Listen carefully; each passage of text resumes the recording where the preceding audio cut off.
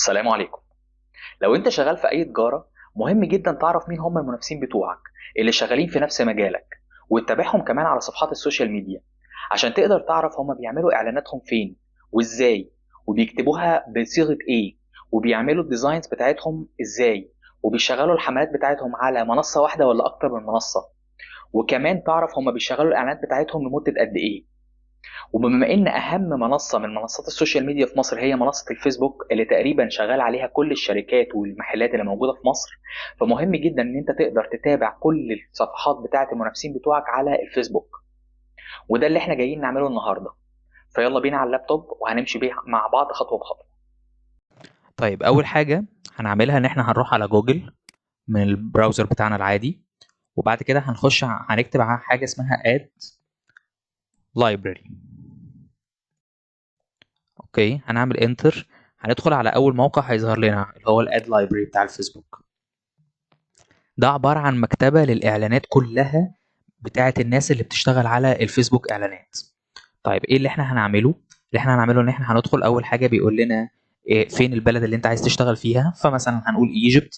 ومع العلم ان احنا ممكن نغيرها لاي بلد تانية لو احنا عايزين نشوف مثلا في بلد تانية، لو احنا موجودين في بلد تانية او بننافس مثلا في السوق الخليجي في السعوديه او الامارات او غيره.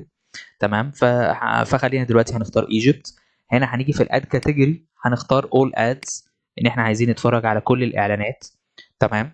طيب نيجي بقى في حته السيرش دي، احنا عايزين نكتب كي وورد بتاعنا يكون كي وورد يدل على الشغل او المجال بتاعنا. فخلينا ناخد مثلا مثال، بما ان احنا في الشتاء وناس كتير قوي بتشتغل تسويق بعموله او بتشتغل على الهدوم. فزي مثلا احنا عايزين نعمل اعلان لجاكيت. فانا مش عارف والله الاسعار عامله ايه دلوقتي في الشتاء ده والدنيا ماشيه ازاي. فهدخل اكتب جاكيت. تمام. طيب وهدوس انتر.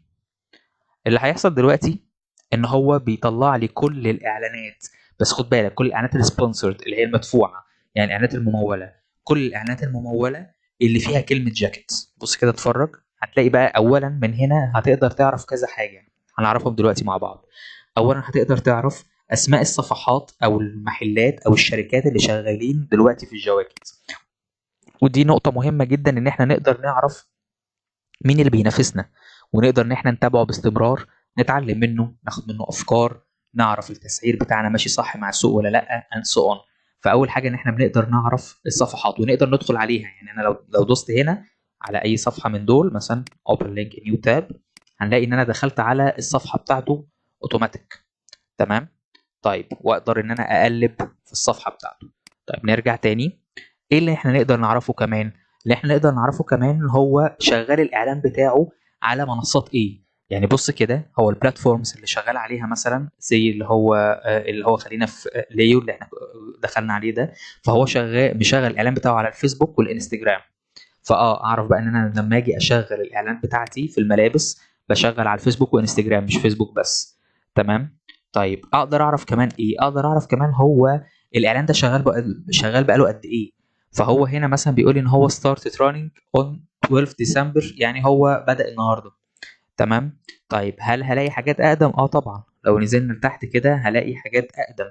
يعني هلاقي حاجات اهو بنتكلم 11 ديسمبر and so on وانت راجع. طب ده اهميته ايه؟ اهميته ان انا كل ما الاقي اعلان شغال بقاله فتره اطول، كل ما ده معناه ان الاعلان ده ناجح.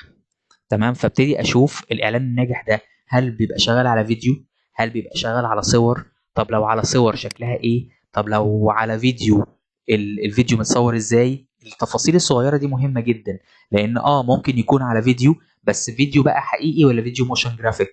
ولو صوره هل صوره حقيقيه يعني موديل حقيقي بني ادم حقيقي لابس الجاكيت، ولا الجاكيت متصور زي ما انتم شايفين كده على حيطه و... ومتاخد له بوست كويس وخلاص. فببتدي ان انا اشوف ايه الاعلان اللي شغال بقاله فتره اطول وابتدي ان انا اتعلم منه. مهم جدا يا جماعه ان احنا نعمل الحركه دي كل فتره. اولا نراجع التسعير بتاعنا، ثانيا نشوف السوق شغال ازاي، وكمان نبتدي نعرف الصفحات الكبيره او او المحلات الكبيره اللي شغاله في نفس مجالنا، ونبتدي نحفظ الصفحات بتاعتهم عندنا ونتابعهم اول باول.